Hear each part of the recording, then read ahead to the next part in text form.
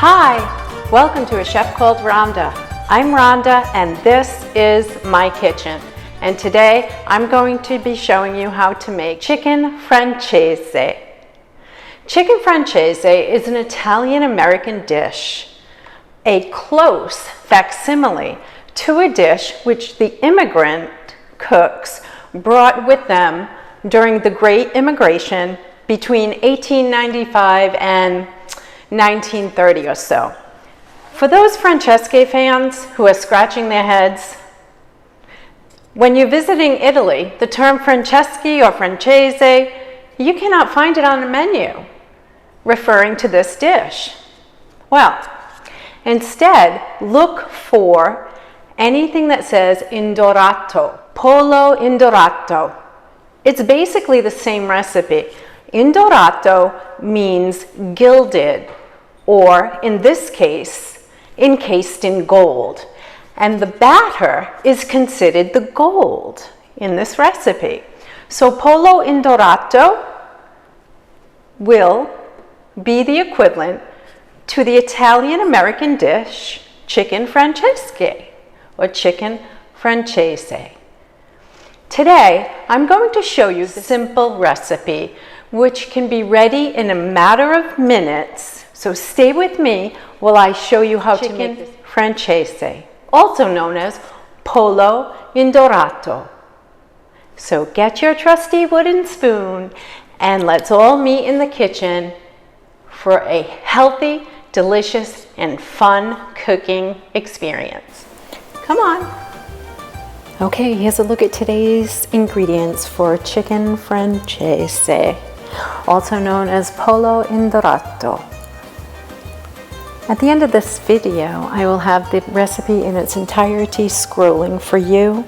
I did choose to modify the recipe a tad and only use 2 thinly sliced chicken breasts. Stay tuned and let's get started. Cominciamo! Okay, the first step in the process is to gather your saute pan, 2 pair of tongs, a clean mappina, a platter to go under the mappina so the chicken can drain away any excess oil, and my wonderful grandmother pictured here who's responsible for teaching me this recipe. Okay, so I have my 2 thinly sliced chicken breasts. I generally work with vinyl gloves when I am preparing family meals. It's just a habit I've gotten into, and I feel as though, especially when working with chicken, pork, or meat, that vinyl gloves are a premium choice.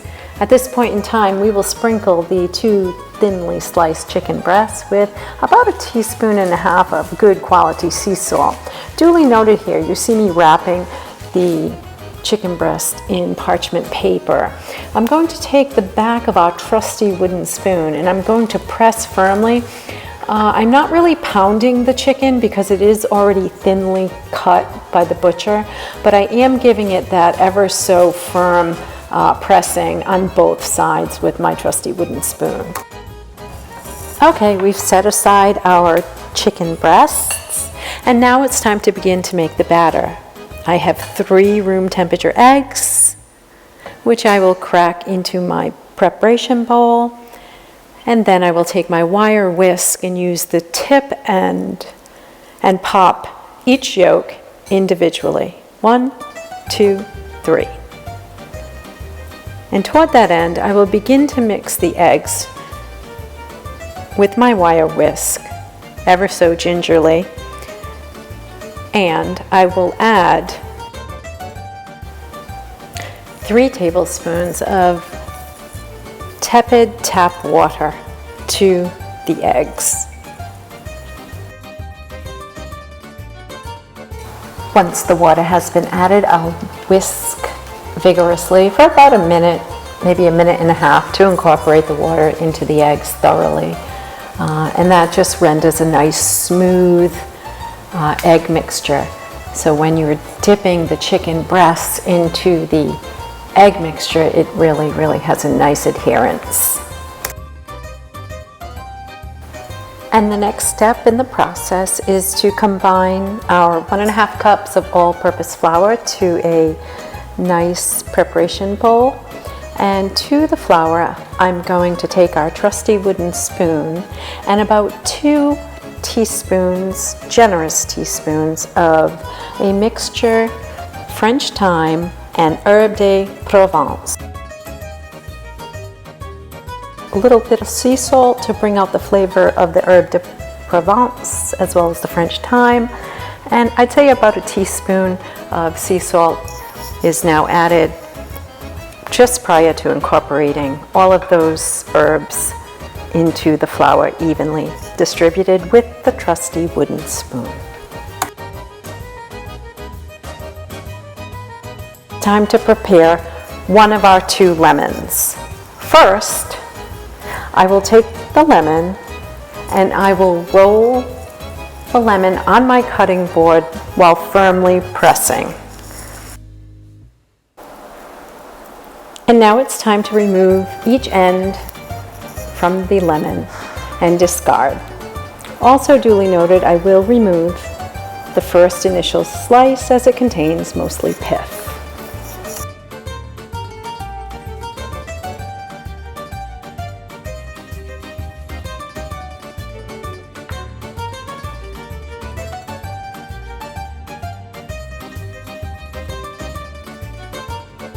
So theoretically, 1 lemon should render 8 thin slices. Now I will go on to thinly slice the lemon with a medium-sized knife with a very light serrated edge to the knife.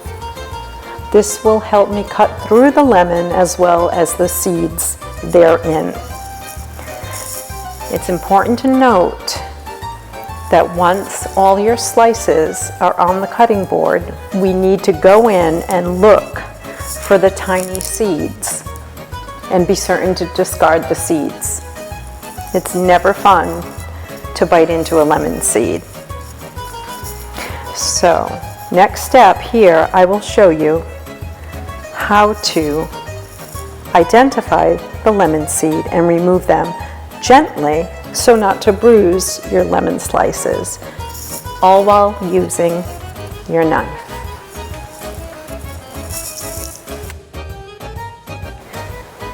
Okay, so now I'm rolling the second lemon and preparing that lemon, and I will half the lemon and set it aside, and we'll use the juice from half the lemon.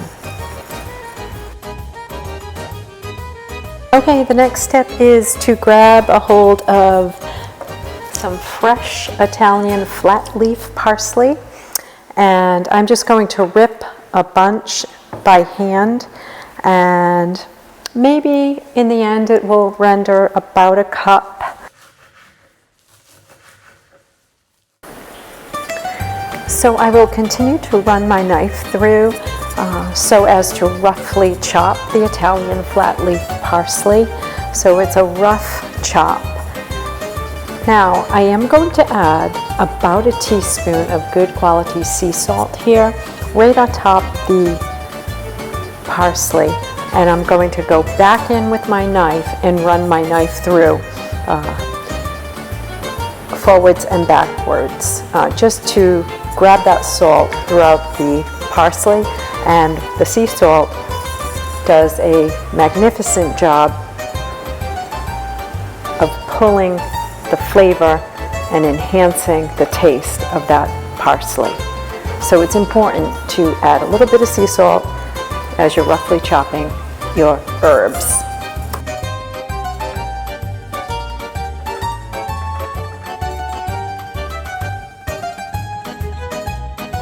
Okay, it's time to dredge chicken breasts into our Indorato, or what is to be our golden encasement, a batter. I utilize a fork here to pierce a portion of the chicken breast in order to begin the dredging process. So remember, we herbified, if you will, the flour. So you're going to see all the bits of nice green herbs adhere to our chicken breast vis-a-vis the flour. So duly noted, I'm going to dredge the breast 1 or 2 times on each side, just enough to get a nice coating.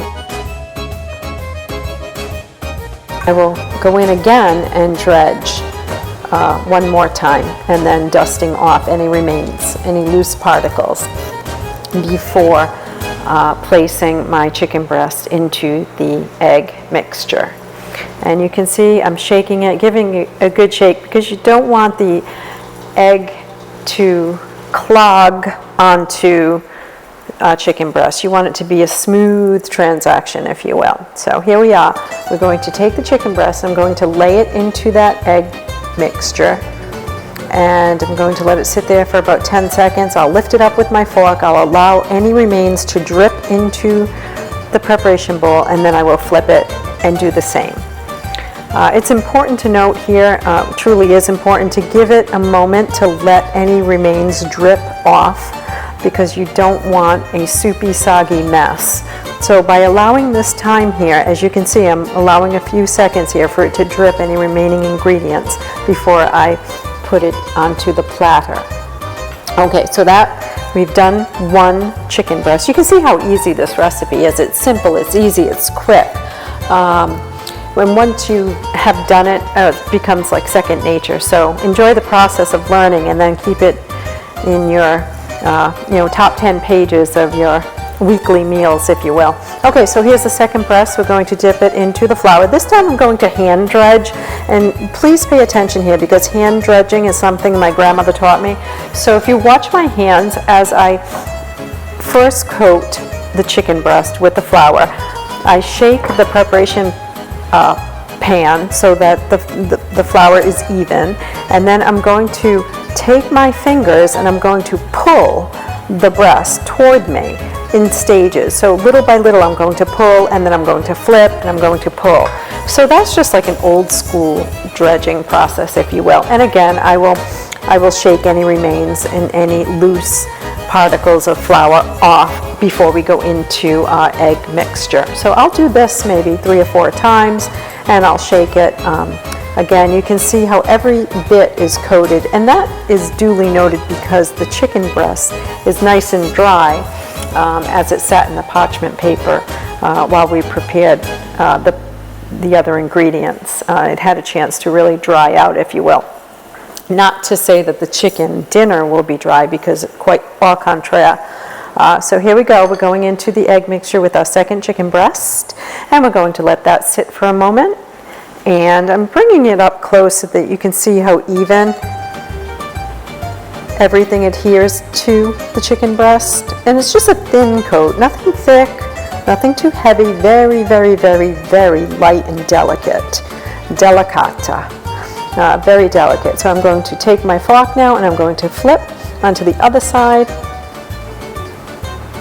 And there we are. And we're letting all of the batter, excess batter, drip away into that preparation bowl. You can see this process needs to happen here. Do not forget to allow that chicken breast to drip away any remains. And then we'll just gently plate it onto our platter, and we'll set this aside, and we'll move into the kitchen area, and we will begin sauteing our chicken breasts. Okay, we are ready. We have our saute pan, and we have our 1/3 cup of extra virgin olive oil, and I'll put the heat on medium-high. Let's get that oil nice and hot and prepared for our chicken breasts.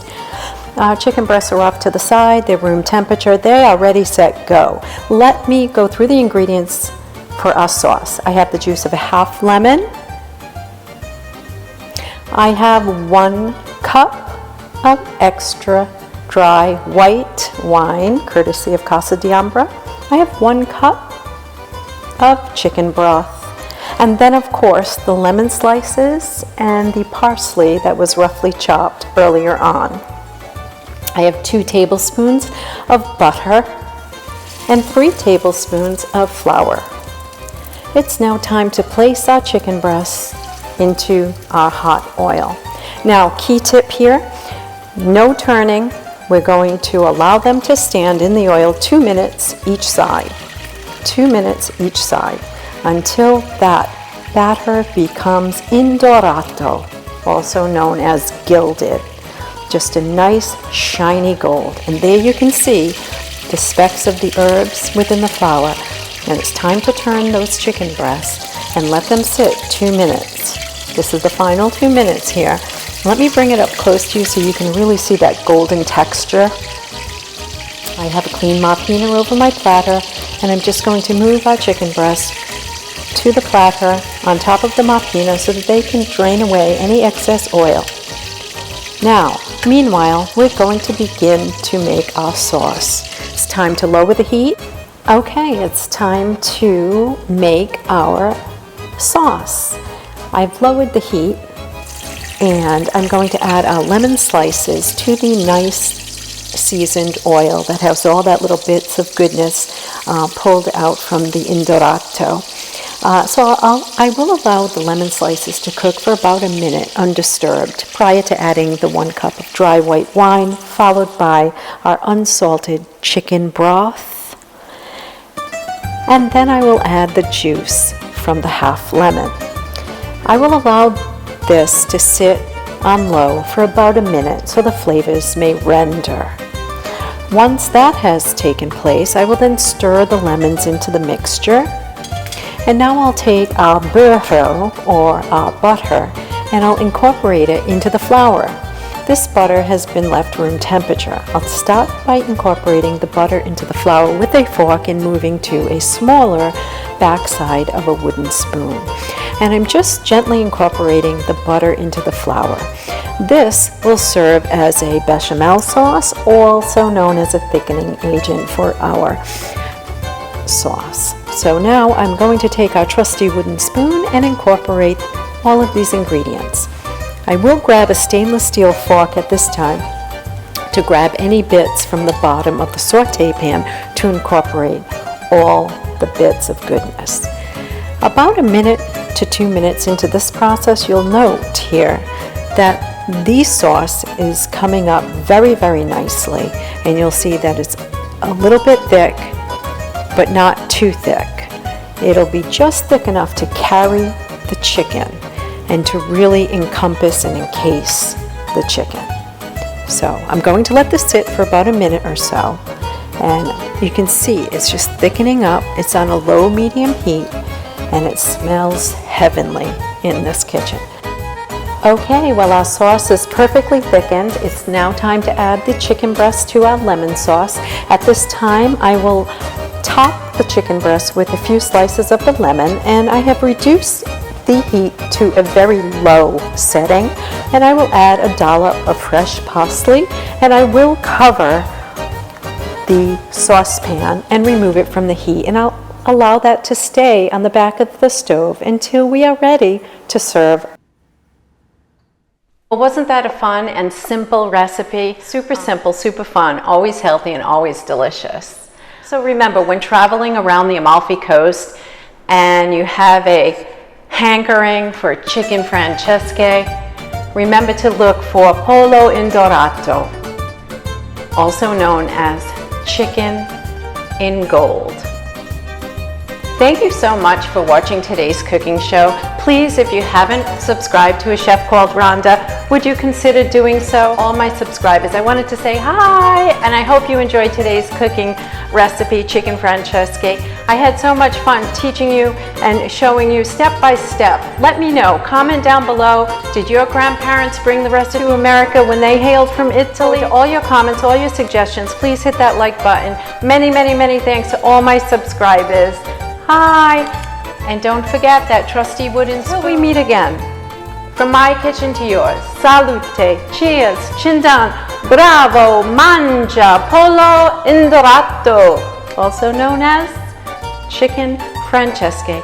And don't forget, watch for that scrolling recipe at the end of this video. Hit that like button and hopefully subscribe to A Chef Called Rhonda. Bye! Chindan, salute.